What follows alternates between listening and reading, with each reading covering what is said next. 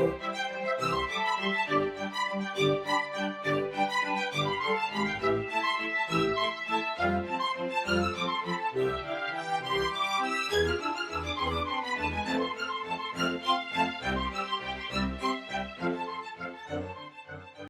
to the Secrets of College Planning. I'm your host, Anthony Uva, and today we're going to get some insight into college football. My guest today is Mike Willis. He is the head football coach for Marist University, and welcome to the show. Thanks for having me, Anthony. I'm excited to be here. Yeah, so usually I start my guests where they went to college, so where'd you go to school? I played football and studied at Princeton University in New Jersey, who I noticed when I walked in, one of the sponsors of the show. Yeah, absolutely. So let's just go back in time before we get started.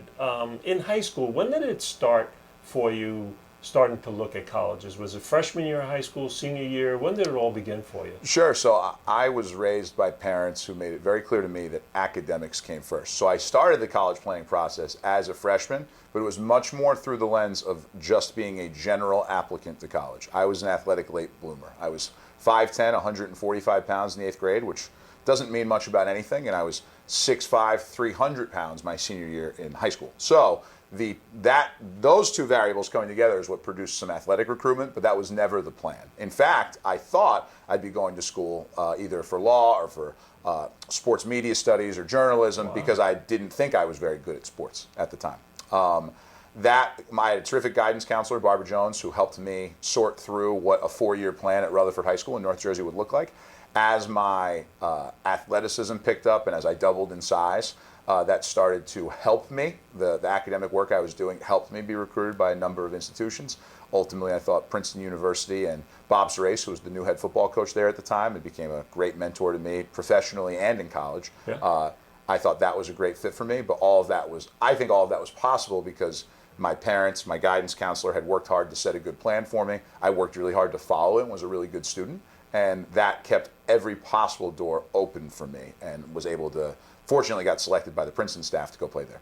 So now, when did you start getting recruited by schools? Was it just Princeton or did you have a variety of schools? So my first good season of high school sports was my junior year in high school, still big developing body. How big I was and the quality of my grades allowed me to get considered by a couple of different schools, took junior visits the winter and spring of my junior year, went to a couple of prospect camps over the summer, and then that combined with a good senior season was ultimately what sprung-board me to get considered by a lot of FCS schools, the smaller Division I from the CAA, the Patriot League, the Ivy League, and then a smattering of interest for PWOs or whatnot at the FBS or the higher Division I level. So now you're at Princeton University. What'd you think of the school? What'd you think of the team? What'd you think of it all together? It was a really rewarding experience. It's an awesome school, usually ranked as the #1 school in the country.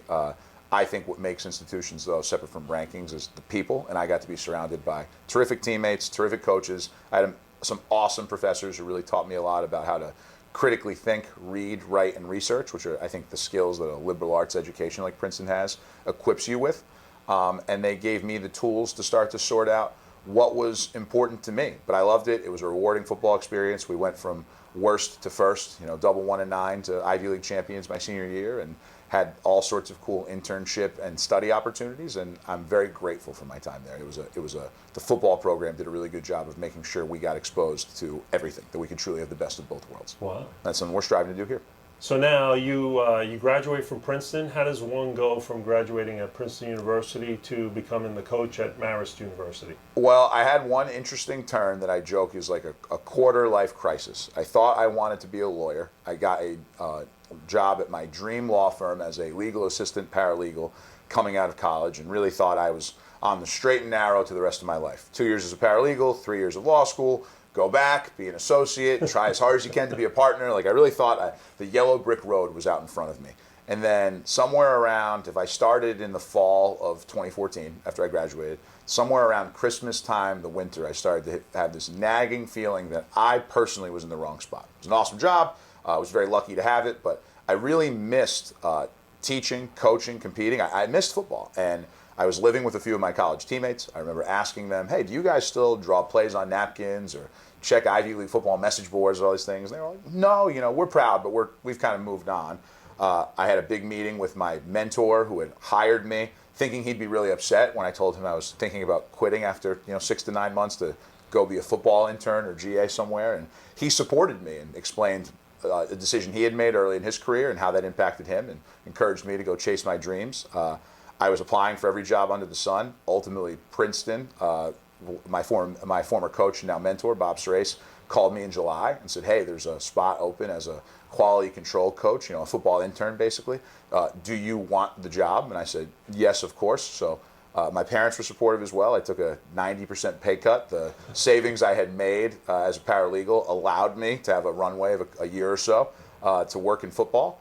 I think when people have a good career, or a quick start to their career, it's usually because they're surrounded by great mentors, great coworkers, and great players in sports especially. And I got to be around a lot of terrific players. We were 40-10 in the last 50 games that I was there, and I think the players, the other coaches I worked with, deserve most of the credit for that. But a rising tide lifts all boats. That allowed me to get considered for some cool jobs. Marist is a very special place to me because not only is it one of the best young universities in the country, it's less than 100 years old as we approach our Marist 100 strategic plan coming up to celebrate our centennial and implementing that. But also my grandfather, Tony Campili, was the CFO of Marist College from 1966 to 2004, and he graduated from here. So he really only ever had one job. So the community is very important to me. Marist is very important to me. I watched it change the lives of my grandpa, my aunt, a few of my cousins. And I'm a mission-driven football coach. I want to work at schools that really allow the student athletes to get the best of both worlds on and off the field. It's why I like the smaller Division I, the FCS level. And I think Marist is an awesome place to work. I'm really glad to be here. And it's both a cool professional opportunity and very full circle for me personally. So now, as a football coach, how does it all begin for you? How do you find students to come to school here, want to play football here? What's your process of looking for a student? Sure. So the recruiting process takes different shapes for different people, but I think it's easiest to understand it at least at the smaller Division I level, because schools like Texas and Ohio State have databases of the most athletic 12-year-olds in the country that they're building things off of. For us, and at Princeton this was certainly the case as well, it's really, for the most part, January of your junior year through January of your senior year. We try to do a lot of the work as coaches through breaking up the country into specialized areas that we as coaches all have our own little region of. I recruit everybody here at Marist, but at Princeton I was responsible for New England and northern New Jersey was my territory. Then you have your position that you evaluate. You call high school coaches. You pay for a few recruiting services that can provide just lists of names essentially and maybe a few other attributes, height, weight, GPA, a Twitter profile, whatever it might be. And then you are always on the lookout when you run your own prospect camps, when you go and work other people's prospect camps, when you invite people who you think have Division I potential to your games of varying ages. You're always trying to build a list that's as long and deep as possible. But ultimately, your key focus is on the current juniors through January of their junior year, through January of your senior year. And in modern FCS Division I, the smaller Division I think there's 3 major inflection points post-January of your junior year. If it's going really well for you and you found your dream school, a certain amount of guys will make their decision in the summer before their senior year starts. Another group of guys will probably play about half a season and then make a decision. And then every year this group gets smaller, but it still exists. There are guys who will, because they needed to improve academically, because they needed to improve athletically, maybe they were overlooked or they're a late bloomer or any combination thereof, their recruiting process will really pick up steam from almost 0 miles an hour to 60 miles an hour between October and December of their senior year, and they'll make their decision in December or January. Which when I was in high school, everyone made their decision then.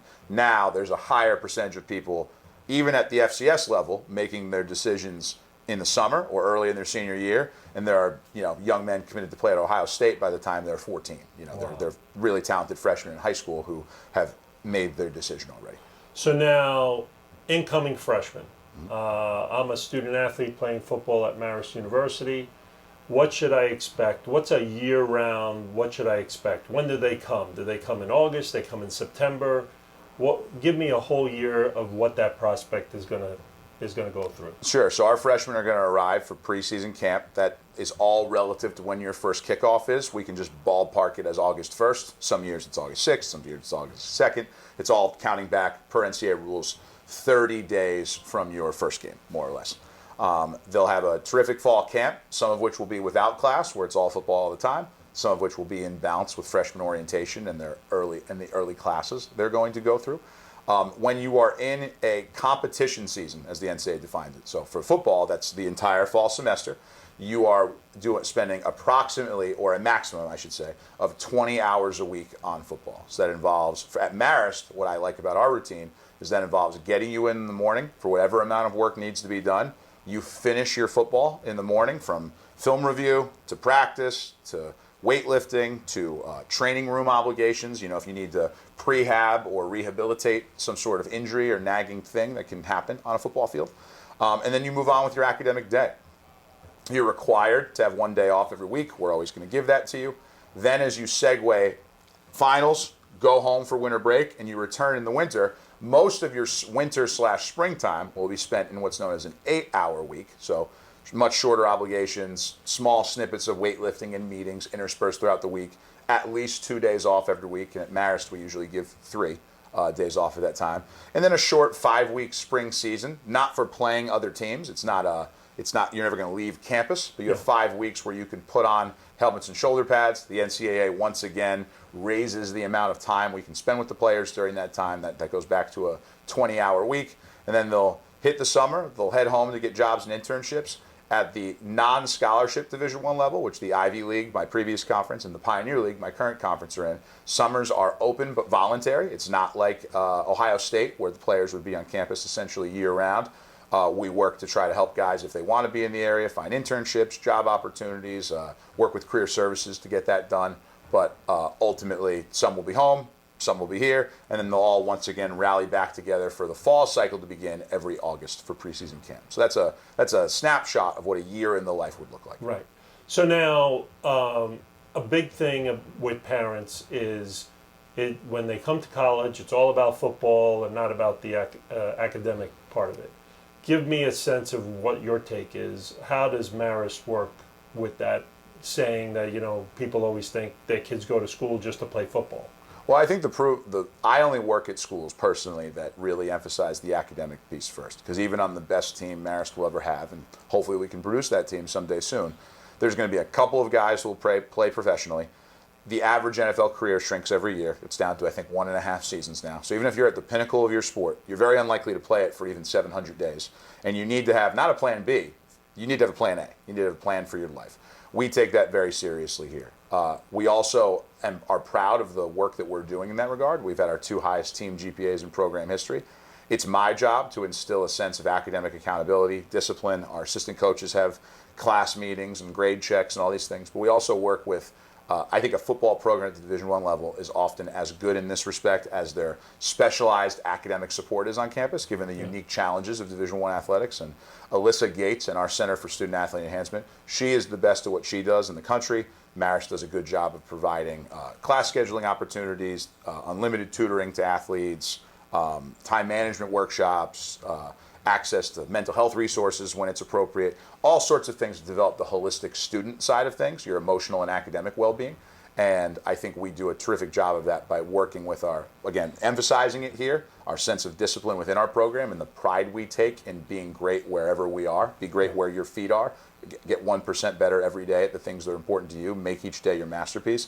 And then Alyssa Gates and her team in the Student Athlete Enhancement Center here at Marist do a fabulous job of managing that as well and helping the guys navigate the hard parts of being a Division I athlete. When do I take this class? Would it fit better in the spring semester? What's the right way to sequence things in my major? I'm having trouble in this class. Can I get some support? Or my favorite one, I just want to be the best. Can I get some support? Just like good players want to be coached hard, a lot of our best students seek tutoring or have asked for an increase in their own study hall hours just because they want the accountability. And I think that's a cool thing that football can provide. Anecdotally, the places I've been, team GPAs are also higher in season, which shouldn't really be the case, and I think speaks to the power of a rigorous routine. That if you are busy, that actually can make you better. You can do better in school than if you had a large block of time where procrastination can seep in. Yeah. Now, one of the questions that a lot of parents ask also is cost of school. Mm-hmm. How does Marist work their football program with cost the school? Is it all scholarship? Is it staff or whatever? So we are a non-scholarship conference, meaning non-football scholarship, just like the Ivy League is. The Ivy League only provides need-based aid, so it's simply a question of financial need, what the school thinks that is, here's the offer. At Marist, we do both need-based packages and academic packages, so it's possible for you to earn a very significant academic scholarship. Because of that, we really target our recruiting towards high academic young men because we think they can do the work well here, they can thrive, they can push themselves to be in challenging majors, they can have great career outcomes, and they're more likely to, if Marist also wants great students, separate from being great football players, it's my job to deliver those so that if admissions agrees, they can have a terrific package that way financially via both need-based scholarships and academic scholarships. But ultimately, one unique thing about the Ivy League or the Pioneer League, which we're in, the National High Academic Conference, schools like San Diego, Davidson, St. Thomas out in Minnesota, the one unique thing about that conference is we're all actually detached from financial aid. So we're stewards of it, but we're not really allowed to influence it. We present the right candidates, the school decides what they think their package is, and then ultimately it's up to the families to look at it in context, see how affordable we are relative to all sorts of options. For example, Marist is a private school. Private tuition is generally higher than public tuition, but we are much more reasonably priced, I think, compared to many of our competitors. And we're able to find a sweet spot for families that they feel it's worth investing in. Because ultimately, if you pick Marist or if you pick Princeton before, you're investing in your education. Very few people are going to school for free at most of these places, and I take pride in helping people navigate that honestly and figuring out where Marist fits in their equation. Beautiful. Well, we're coming to the end of our show, and usually I ask my guests, what advice do you want to give to the parents and the students that are watching this, maybe want to come to Marist University to play football? What advice do you want to give them? Yeah, first, be great academically. That connects back to all sorts of things. One, your ability to be great at all things that matter to you, not just football. Two, to have a plan A, to understand that academically, your grades, your studies, the skills you acquire in college in an increasingly competitive job market are going to be what set you apart. Three, it will allow you to keep the most doors open possible. It's rare to watch a high school highlight film as long as they're pre-screened well and say, he absolutely can't play here, right? There's a broad spectrum of people who might be able to play some form of college football, and the line can be thinner than, other than for the very best at every level, the line might be thinner than one might expect. There are a ton of people, however, who get ruled out instantly. We never even progress to their film because a quick read of their transcript tells us that they would not be able to do the work. And more accurately, they wouldn't even be able to thrive. There's a difference to me between being able to thrive and being able to pass by. I want to bring in people who have the opportunity to thrive and who, if they've had any struggles, the support we have here at Marist can improve their standing academically. I would encourage them to really focus on being a great high school football player. There's no substitute for good film. And then to use their summer, separate from just Marist, to use their summer camp timeline to just like they would a general college application process. There's only so many applications you're going to file. There's only so many camps that will make sense because they're physically tiring for your body. Think of it as, I'm going to go camp at a few places that I know really want me, the quote-unquote term safety school, in the application process. I'm going to camp at a few places that I feel like are maybe mild reaches. And then I'm going to camp at one place that's truly aspirational. You know what I mean? I'm going to go somewhere where maybe it's not for me, but I'm going to try to put my best foot forward, and who knows, maybe I'll surprise that staff. And also try to be at some places that diversify the number of schools that are going to see you, that you're going to get seen by as many institutions as possible, because quite a few camps have that opportunity. I think if you do those things really well, if you're great academically, if you have great film, if you use the summer camp process to your advantage, and then you're a proactive communicator with college coaches, emails, Twitter/X, all the different platforms that people use to get in touch with people. Being polite, having a plan to send out, quarterly updates. Here's where I am my junior winter. Here's where I am my junior spring. Here's how I exited my junior summer. Here's my highlight film from my senior year, whether that be 3 games, 5 games, 7 games, whenever you feel like your video resume is ready. And then the chips will fall where they may. The cream always rises. You're going to have a great opportunity somewhere. And it's a college coach's job to communicate with you honestly so you understand the pros and cons of that school and the pros and cons of how you fit. And that's a very important part of our process as well. We think of you at this level, we think of you at this level, we see this challenge for you, we have to work through this challenge, and open and honest communication. But if you're doing all of those things, if you're good in the classroom, you're good at summer camp, you have a great film, I'm sure we're going to be interested. And we're working really hard to find you. Great. If you're out there, we're trying to find you. Well, thank you very much for coming on the show. Appreciate it. Thank you very much, Anthony. I really appreciate your time. Yeah. So you've been watching The Secrets of College Planning. I'm your host, Anthony Uva. Until next time.